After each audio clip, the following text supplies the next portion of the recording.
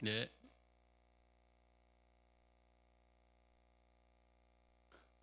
오늘 또 신약 성서 연구 세 번째 강의를 시작하겠습니다. 지난주까지는 이제 신약 성경 중 바울 서신이 복음서보다 먼저 기록되었다라고 하는 말씀을 드렸죠.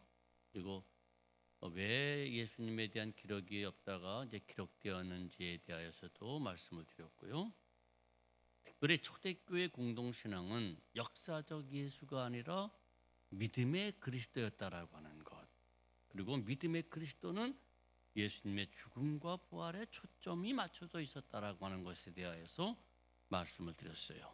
근데 이 죽음이라고 하는 것이 삶이 전제가 된다는 말이잖아요. 살지 않고는 죽을 수가 없잖아요. 이것이 바로 복음서가 기록하게 되는 동기다. 그래서 바울 서신은 예수님의 죽음과 부활, 그러면 어떻게 살았는가에 대하여서 이제 복음서 기자들이 기록하게 되었다라고 하는 말씀을 이제 해보려고 하는 거예요. 자, 오늘도 보내드리는 원고를 참고하시면서 또 성경을 이렇게 읽으시면서 강의를 들어주시길 바랍니다. 자, 복음서는 어떻게 기록되었을까라고 한번 생각해 보세요. 누가 어디서 기록했을까라고 하는 것이죠. 과거에는 이제 전통적인 학설인데요. 지금 우리가 읽고 있는 신약 성서의 순서대로 마태가 첫 번째 복음서를 쓰고 마가가 베드로의 설교를 듣고 기억나는 대로 둘째 복음서를 기록하고 누가는 예수님을 목격하고 나중에 전도자가 된 사람들로부터 정보를 수집해서 세 번째 복음서를 기록했고 요한은 예수님에 관하여 깊은 명상을 하고 그 결과를 기록했다라고 그렇게 이야기를 했어요. 이게 전통적인 소위 학설이었어요. 그래서 특별히 요한복음을 영적 복음서다라고 부르게 됐죠. 또 한동안 성서 연구에 관심이 있었던 사람들은 복음서에 수록된 예수님의 말씀과 행적을 근거로 하여서 예수님의 전기, 즉 일대기를 재구성할 수 있을 것이라고 생각을 했어요.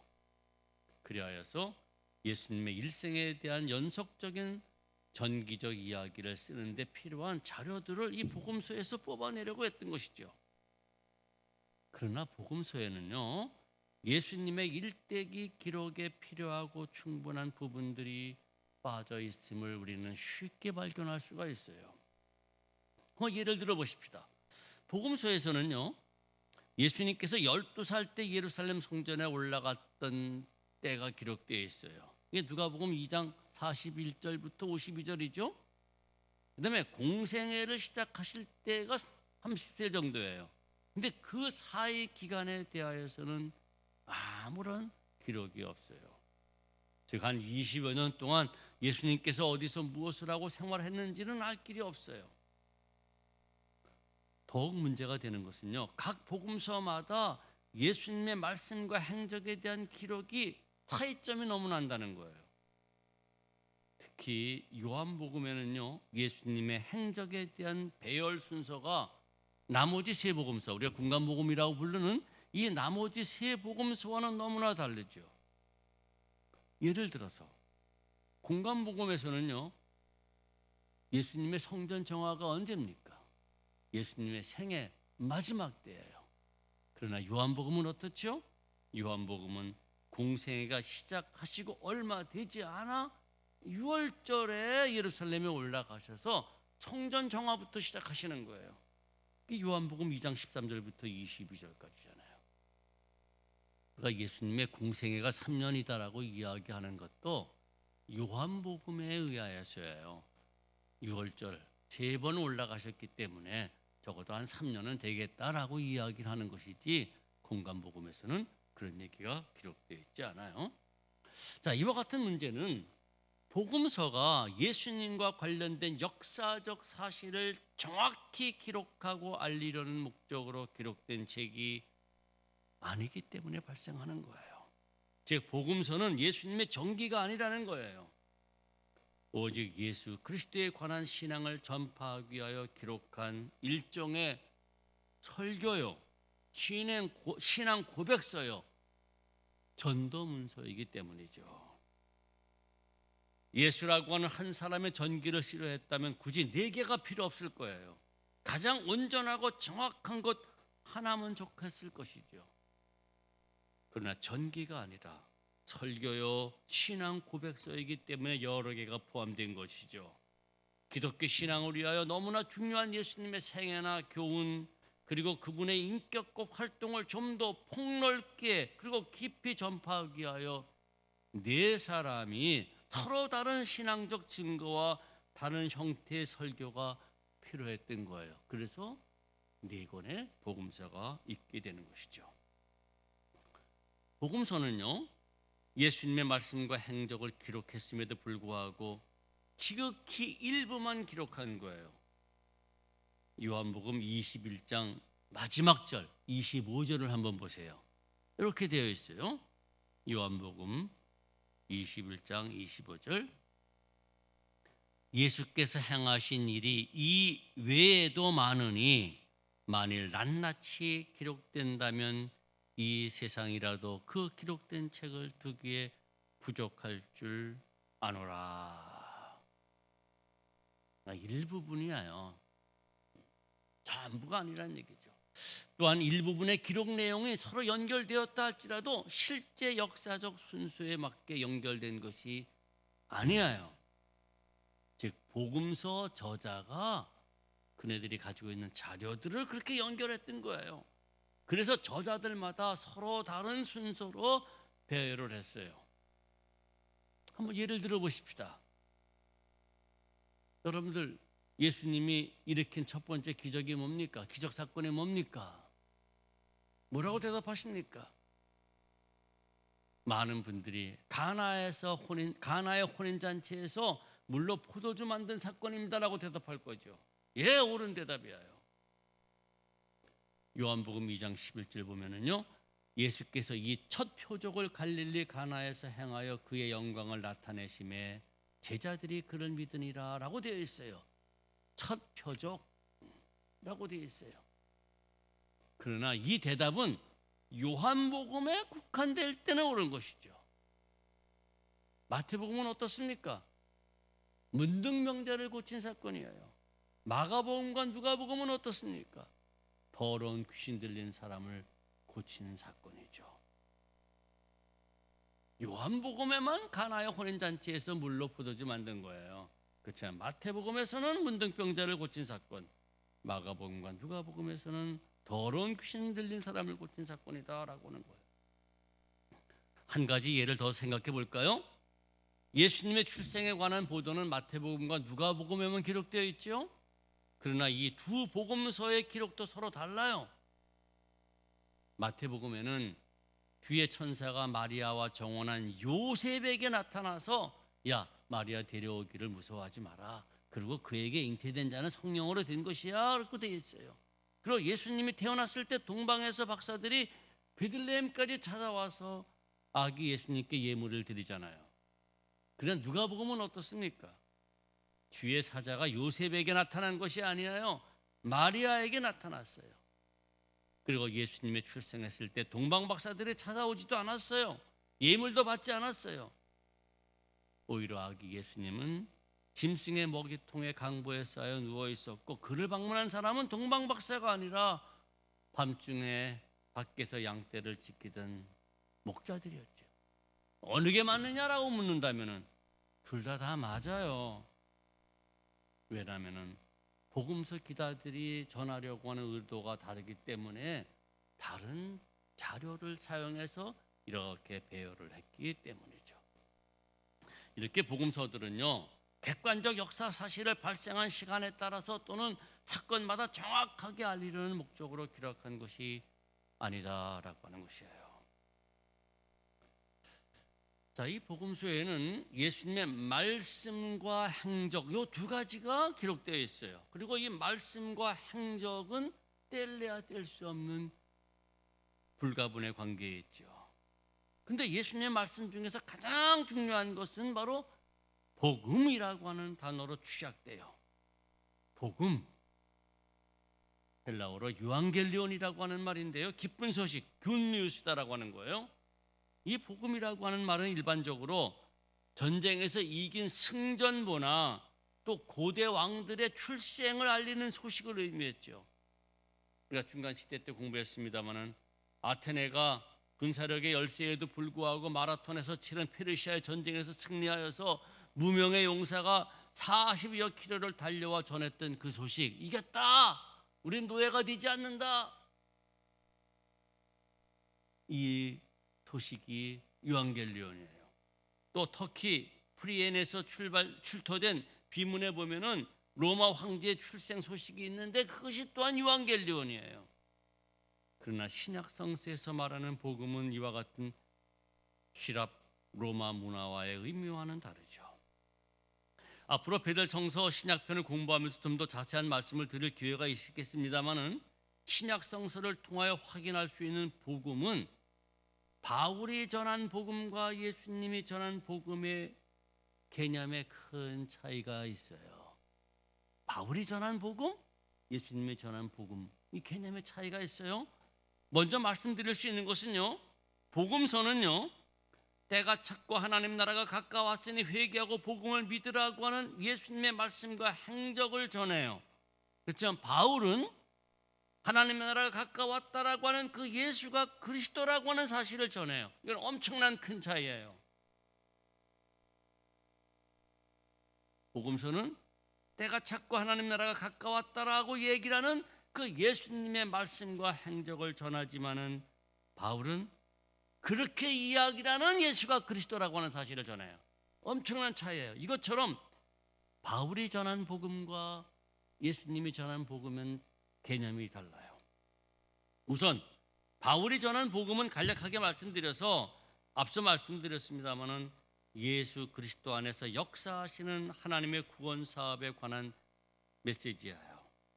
즉 예수 그리스도의 십자가의 죽음과 부활을 통하여 역사하시는 하나님의 구원 소식이에요.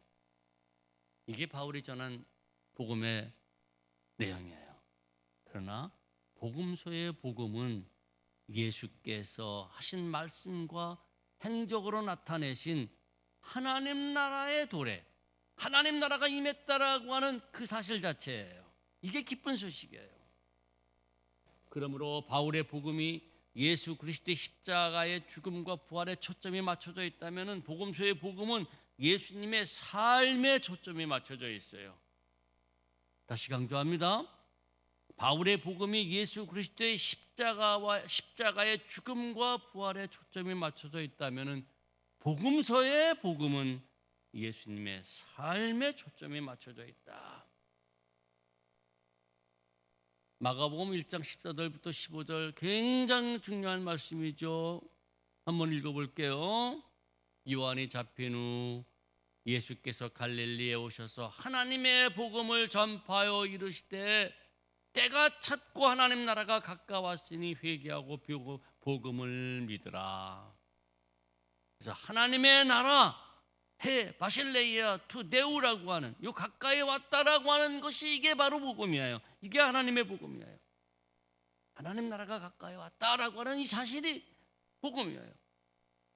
그래서 하나님 나라에서 이 나라라고 하는 바실레이아라고 하는 이 말은 눈에 보이는 공간이나 장소의 개념을 의미하지 않아요.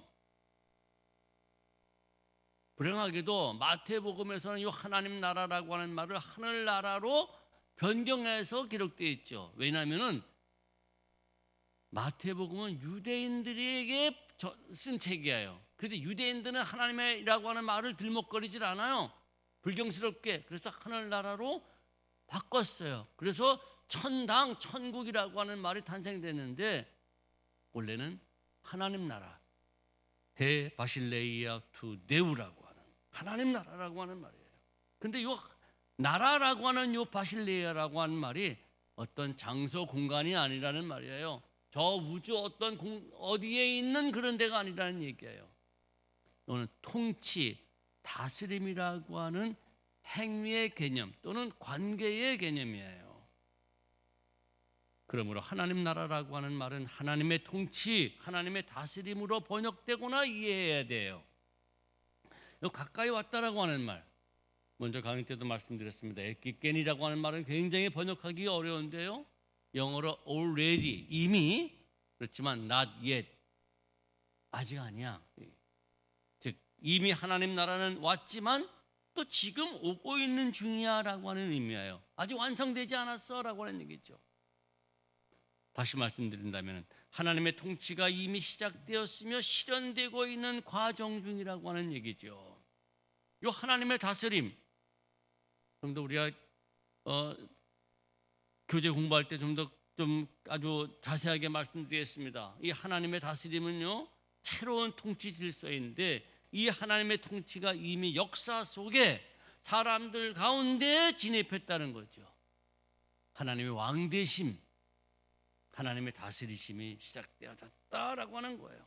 그러므로 회개하고 복음을 믿어라. 여기서 회개한다는 메타노이아라고 하는 일은 죄를 뉘우치라고 하는 의미보다는 삶을 바꿔라, 생각을 바꿔라, 너를 허물어 버려라, 그런 의미예요.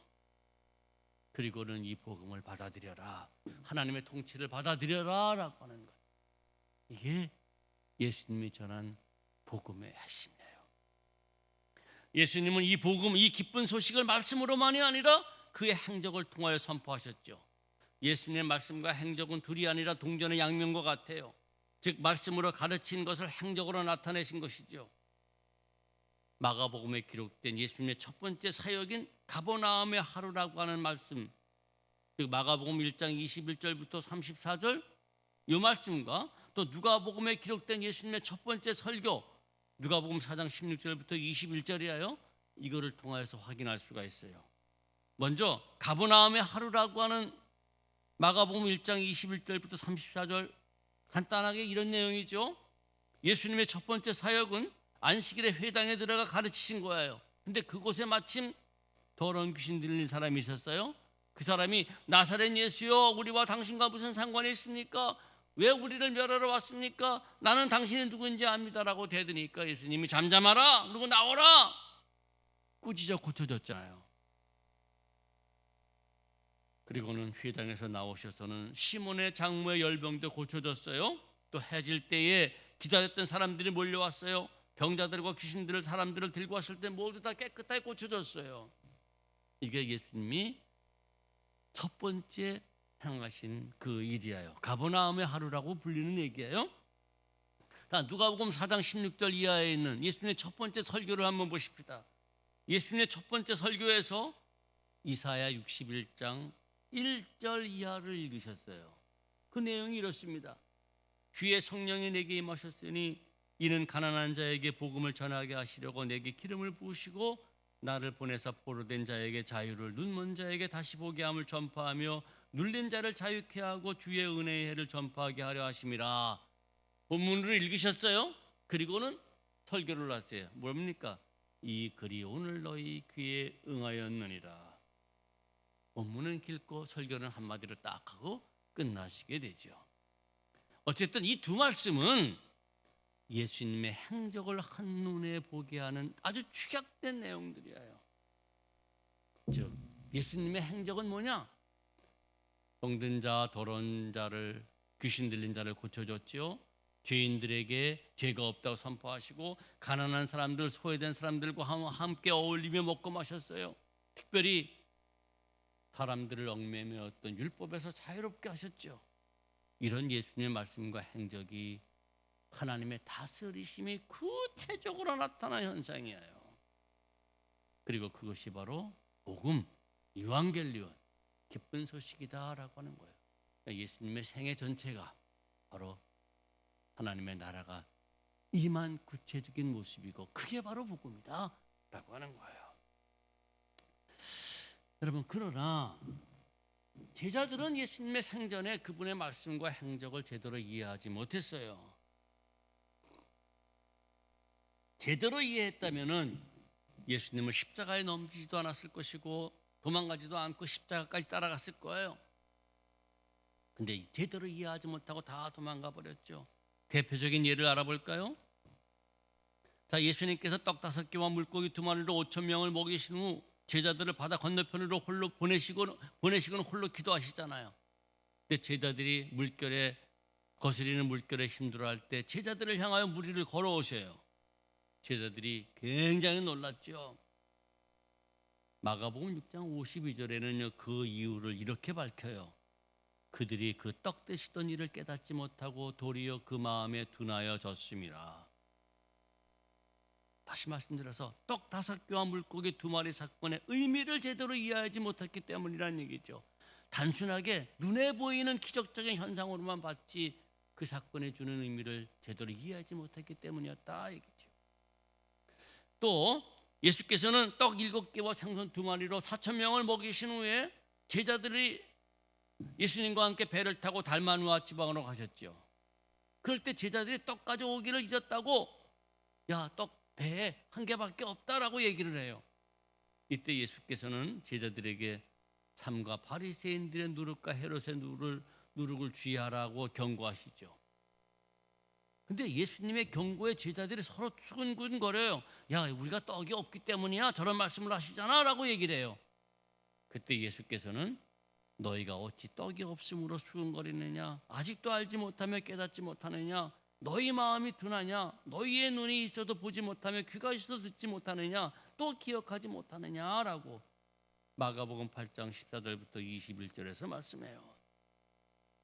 즉 예수님은 바리새인의 누룩과 헤롯의 누룩을 주의하라고 하셨는데, 여기서 바리새인들의 누룩은 뭐냐면은 우리가 특별한 사람이야, 우리는 특별히 구별받은 사람이야 라고 하는 종교적인 교만, 그 다음에 헤롯의 누룩은 잘 정치적으로 잘 붙어가지고는 세속적으로 뭐가 잘 될 거야 라고 하는 그런 야망, 이런 것들을 주의하라고 했었는데 제자들은 떡이 없는 현실에 사로잡혀서 예수님의 말씀을 엉뚱하게 오해하고 있으면서 야, 우리 떡을 안 갖고 와서 그래 저런 말씀을 하셔 이렇게 얘기를 했다는 얘기죠. 예수님에 대한 제자들의 가장 큰 오해는요, 예수님의 그리스도로서의 정체성에 대한 오해예요.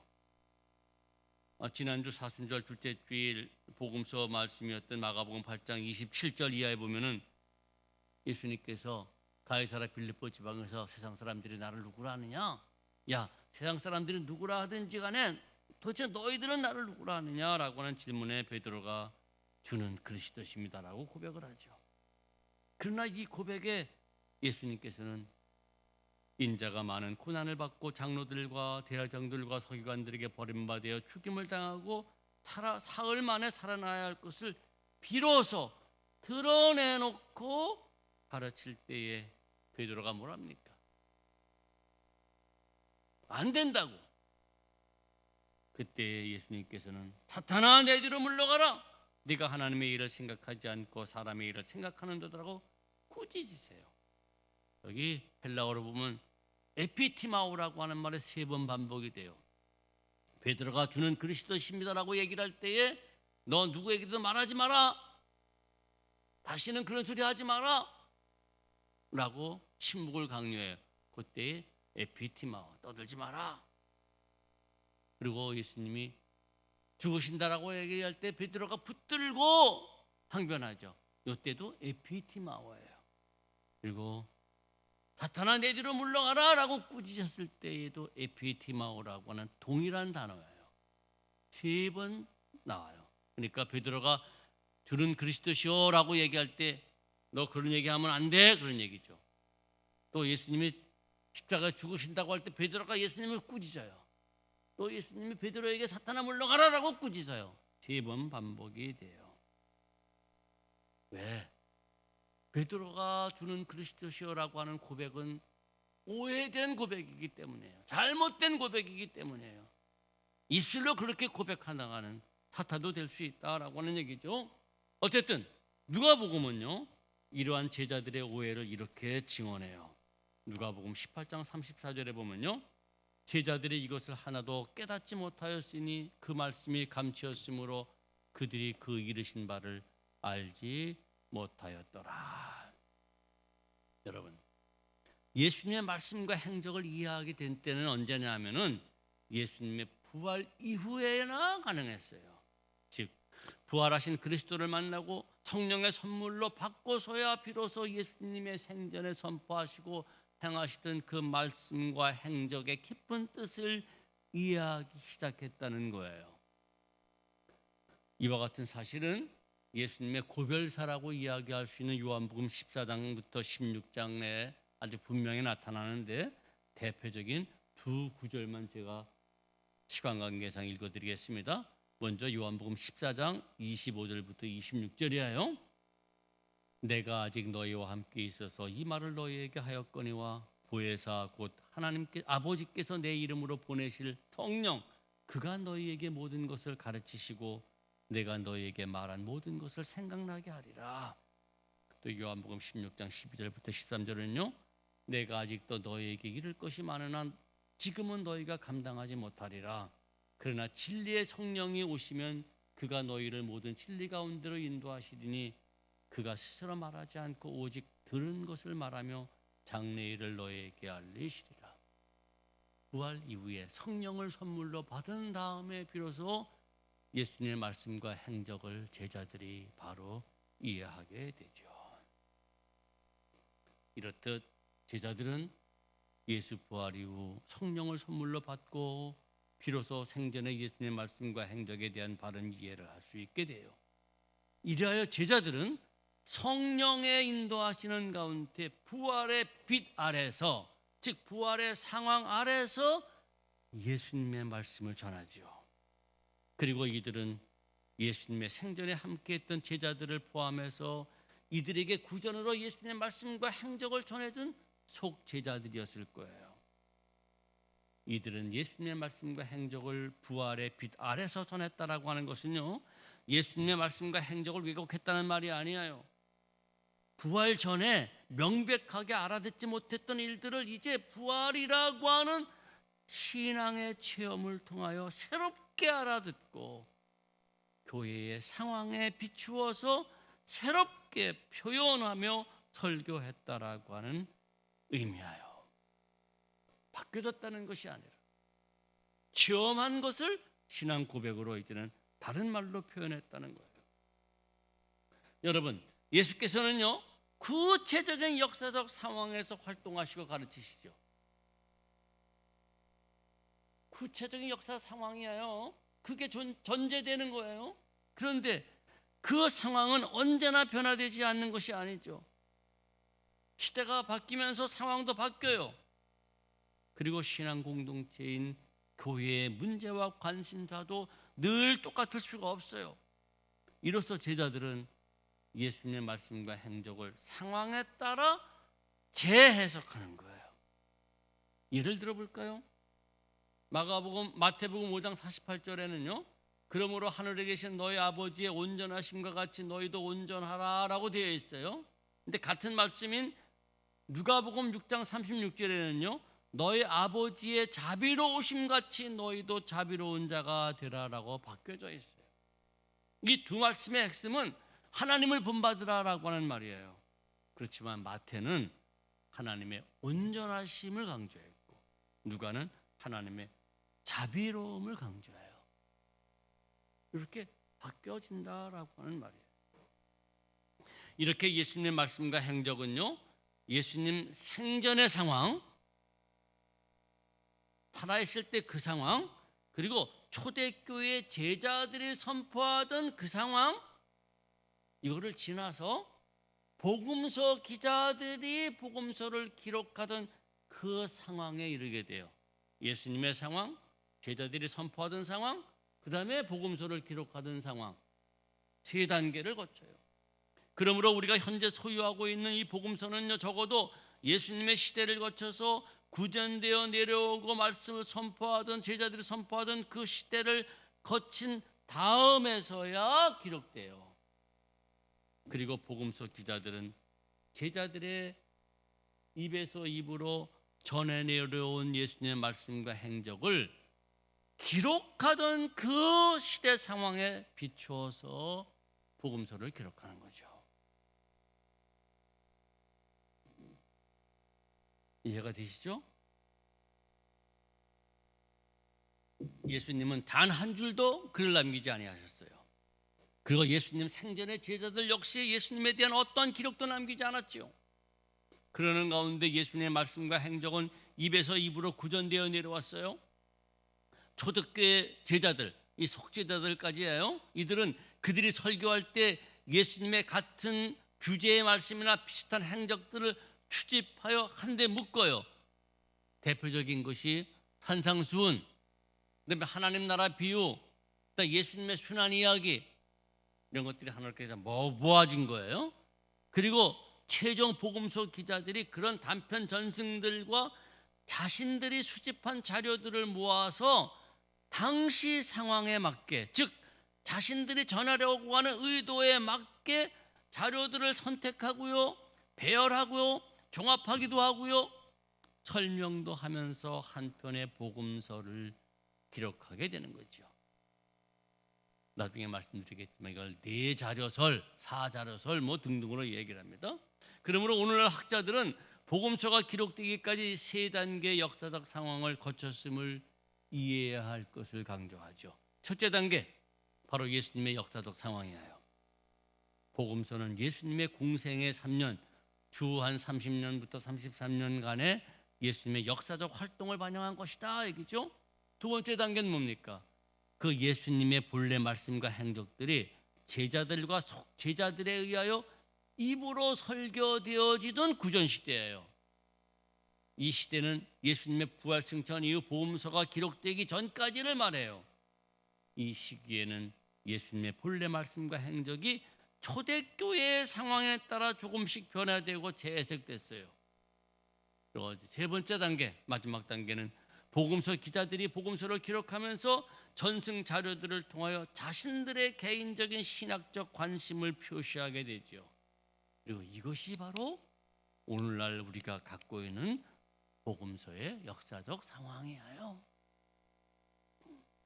이 세 단계를 피라미드 건축 과정과 비교하면서 설명하신 분이 이제 감신에 계셨던 김덕준 교수님인데, 그분의 그 설명을 들어보면 이래요. 이 피라미드를 쌓잖아요. 이 피라미드라는 얘기는 비슷합니다만은 전부 크기도 다르고 방향도 다르고 다 달라요. 근데 이 피라미드를 쌓기 위하여서는 돌들을 채석장에서 갖고 오는데, 이 돌이라고 하는 것은 복음서 자료들이에요. 그 채석장은 언제냐? 예수님의 시대가 바로 채석장이에요. 또 피라미드를 쌓기 위하여 수많은 돌들이 여러 해를 지나면서 이 구전 시대예요.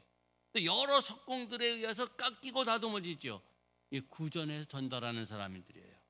또 이렇게 다듬어진 돌을 마침내 건축자들이, 복음서 저자들이에요. 이들이 적재적소를 이용하여 피라미드를 쌓게 되죠. 이게 완성 단계예요. 그러나 건축자들은 같은 모양, 규모 피라미드를 쌓지 않아요. 지역과 시기와 상황에 알맞는 형태의 피라미드를 건축하듯이 복음서 저자들도 사용한 자료는 동일하지만 자신들이 전하려고 하는 의도나 신학적 관심에 따라서 서로 다른 내용의 복음서를 기록하게 된 것이죠. 그리하여서 네 권의 복음서가 탄생된 것이다 라고 하는 것이에요. 그리고 우리가 복음서를 공부할 때 중요한 사실은 복음서를 역사로 읽을 것이 아니라 설교로 읽어야 한다 얘기해요. 역사로 봐서는 안 돼요. 네 권의 복음서가 각기 전하는 신앙적 특징과 목적을 담고 있음을 우리가 알아야 된다. 나중에 우리가 이제 편집 비평이라고 하는 것을 같이 공부할 거예요. 자, 이렇게 기록된 것이 복음서뿐만 아니라 신약성서 전체인데, 이 신약성서에는요 원문이 하나도 없어요. 원문이 하나도 없어요. 52,000개에 달하는 사본이 있을 뿐이에요. 손으로 베낀 것밖에 없다는 얘기죠. 그중 5,700개가 우리가 원어라고 얘기할 수 있는 헬라어로 기록된 사본이에요. 그리고 이렇게 많은 사본들 중에 서로 정확하게 일치하는 사본은 한 쌍도 없어요. 그래서 신약성서를 읽다 보면은 어떤 사본에는 이렇게 되어 있다라고 하는 것이 발견되죠. 예를 들어서 우리 한번 마태복음 3장 16절을 볼 거예요. 마태복음 3장 16절에 보시면은 제가 읽어볼게요. 예수께서 세례를 받으시고 곧 물에서 올라오실 때 하늘이 열리고 여기다가 이라고 써놓고 그 난해주에 보면은 이렇게 보면은 쭉 밑에 보면 어떤 사본에는 자기에게 열리고 이렇게 되어 있다 알려져요. 자기에게 열리고 어떤 사본에는 그렇게 표시가 되어 있어요. 그러니까 우리가 지금 읽고 있는 사본에는 열리고로 되어 있지만 다른 사본에는 자기에게 열리고라고 되어 있다는 얘기죠. 이게 서로 사본마다 다르다 얘기죠. 하여간 동일한 사본이 한 개도 없어요. 다 달라요. 그리고 이와 같은 사본의 수는 제가 25,000개다, 또 헬라어로만 된 게 5,700개다라고 얘기한 그 수는요 고정된 것이 아니에요. 오늘날 사본이 새로 만들어지는 것을 이야기하는 것이 아니라 계속 발견되고 있기 때문이에요. 헬라어 외에도 시리아어, 라틴어, 콥트어, 에디아파어, 아르메니아어, 구르지아어 등 많은 사본들이 발견이 되고 있어요. 우리가 지금 가지고 읽고 공부하는 신약 성경은 5,700개의 헬라어 사본 중에 하나일 뿐이에요. 사본은 손으로 비껴 쓴 책이나 문서를 의미하는데요. 신약 성서 사본은 크게 자료에 따라 분류할 때는요 파피루스 사본과 양피지 사본으로 나누죠. 그다음에 글자 크기에 따라 대문자 사본과 소문자 사본으로 나눠요. 이러한 사본들은 14세기 말 구텐베르크에 의해서 발명된 인쇄술로 말미암아 이제 인쇄본으로 바뀌어요. 구텐베르크가 처음으로 찍어낸 책을 구텐베르크 성서 또는 42행 성서라고 불리는데 라틴어 성서예요. 그리고 로마 카톨릭 교회의 공식 성서인 불가타 성서를 3권으로 인쇄한 거예요. 그리고 라틴어로 된 구텐베르크 성서가 출간된 후 60년이 지나서 1516년에 와서야 헬라어 신약 성서가 출판되었어요. 마틴 루터는 1522년에 독일어로 번역하여 출판했는데 그러나 그것이 첫 번째로 루터가 번역했다는 말이 아니에요. 이미 이전에 번역 작업은 이루어지고 있었어요. 그렇지만 하여간 루터는 1522년에 독일어로 했죠. 그다음에 영어 번역 성경인 제임스 성경은 1611년에 나와요. 그리고 이후 17세기 후반부터는 수많은 언어로 번역되어 출판되죠. 성서를 읽다 보면 가끔씩 난해주에 어떤 사본에는 절없음이라고 되어 있죠. 예를 들어서 우리 마태복음 17장 21절을 한번 볼게요. 17장 이제 이렇게 보시면은 이제 20절 보고 21절 보니까 없음 되어 있어요. 그리고 22절로 넘어가요. 굉장히 많은 부분이 구약에는 이런 것이 없어. 신약에는 가끔씩 가다 절없음 되어 있어요. 이것은 왜 이런 문제가 생기느냐? 1551년 프랑스 인쇄업자인 로버트 스테파누스가 헬라어 신약 성서를 4판을 출판하면서 본문에다가 장절을 표시했기 때문이에요. 즉 스테파누스가 장절을 붙일 때 당시에는 21절이 있었어요. 근데 학자들이 본문 연구를 계속 대조해다 보니까는 요 21절이 없던 것이 들어와 있다는 걸 확인했어요. 이상한 것이 들어와 있다는 얘기죠. 그래서 뺐단 말입니다. 그래서 이런 구절이 없음이라고 하는 말이 생기게 됐다라고 하는 얘기죠. 자, 이렇게 사본뿐인 신약 성경 24권이 어떻게 오늘날 우리 정경으로 이것만이 성경이에요. 이것만으로 들어오게 됐는지를 살펴보도록 할게요. 신약 성서 중에 제일 먼저 기록된 것이 바울 서신이라고 하는 말씀을 드렸죠. 제일 먼저 수집된 것도 바울 서신이에요. 학자들은 주후 100년경쯤에는 이미 바울 서신들이 한 권의 책으로 수집되었을 것이라고 추측을 하죠. 그리고 1세기 후반부터에는 이미 교회에 수많은 기독교적 문서들이 나타났어요. 누가복음 1장 1절에 이러한 사실을 우리가 확인할 수가 있죠. 누가복음 1장 1절에 이런 말씀이 있어요. 우리 중에 이루어진 사실에 대하여 처음부터 목격자와 말씀의 일꾼자들에 전하여 준 그대로 내력을 저술하려고 붓을 든 사람이 많은지라. 그래서 나도 이 누가복음을 기록한다라고 하는 얘기잖아요. 굉장히 여러 사람들이 예수님에 대한 글을 기록했다는 얘기죠. 그래서 사복음서 외에 애굽인의 복음, 도마복음, 마띠아복음, 바돌롬의 복음, 12사도의 복음 등이 있어요. 사도행전 외에도요. 도마행전, 안드레행전, 빌립행전, 베드로행전, 요한행전, 바울행전이 있어요. 요한계시록 외에도 베드로의 계시록 등이 있어요. 이런 것들이 있었다는 얘기죠.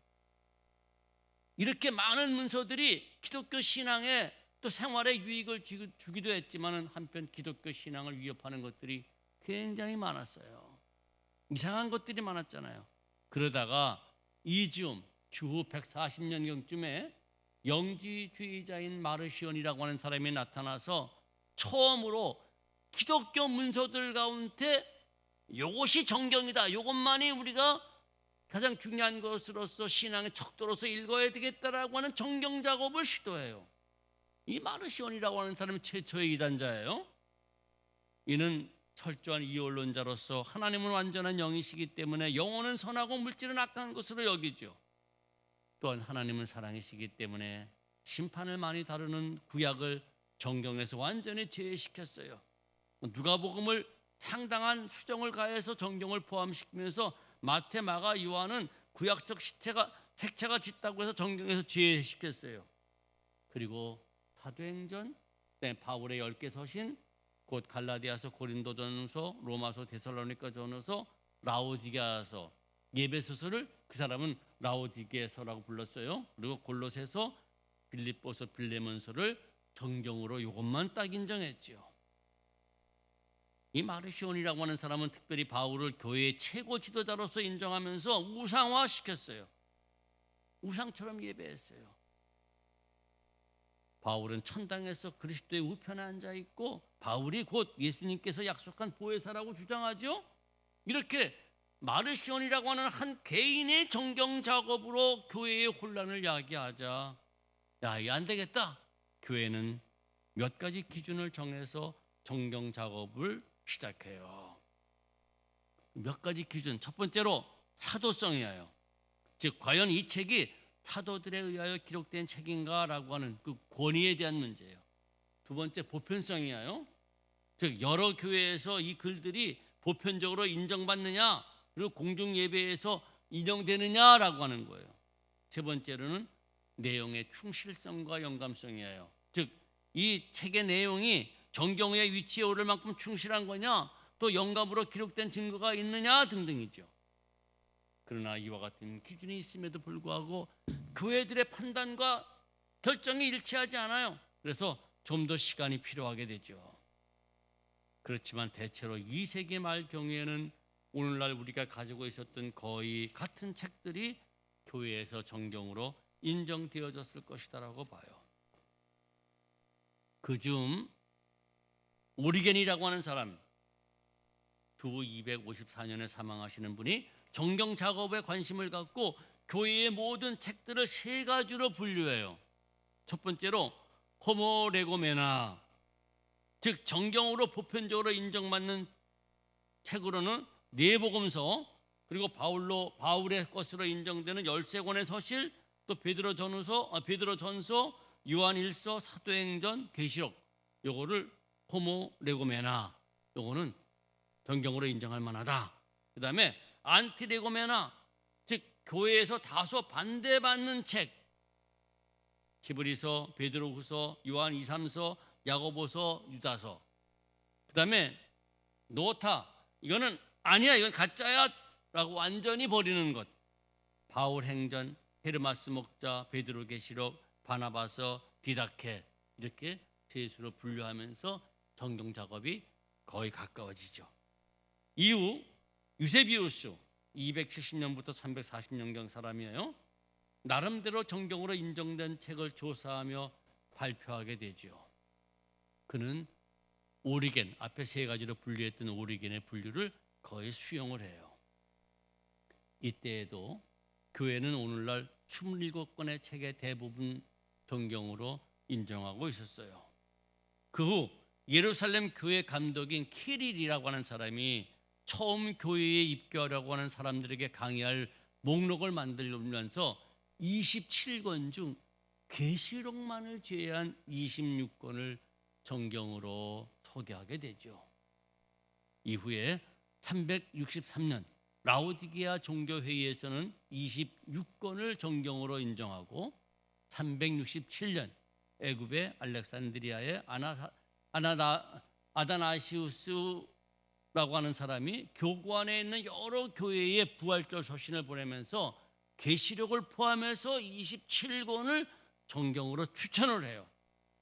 이후 히포리기우스 종교회의 393년, 그리고 어거스틴이 참석했다라고 하는 제3차 칼타코 회의 397년, 이때에 비로소 지금 27권이 정경으로 인정되어서 오늘날 우리들의 신학 성서가 됐다라고 하는 말이에요.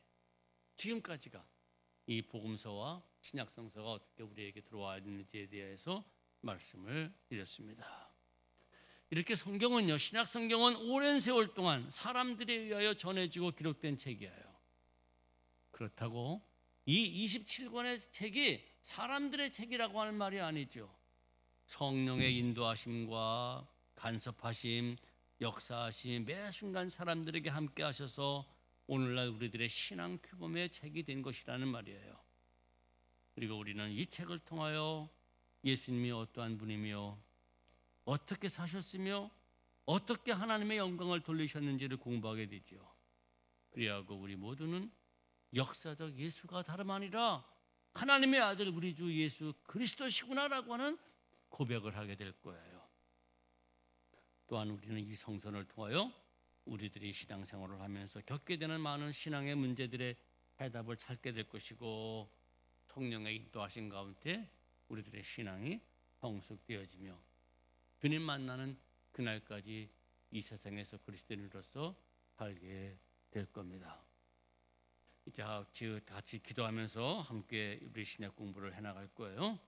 성령께서 함께 동행해 주시기를 바라면서 우리 함께 공부해 보십시다. 이제 우리가 교제를 들어갈 텐데요. 여러분들 마태복음부터 읽기를 시작하십시오. 그리고 다음 공부할 때는 베델성서 신약편 교재 제1권 때가 차서를 함께 공부하도록 하겠습니다. 오늘 여기까지 하고 마치겠습니다. 감사합니다.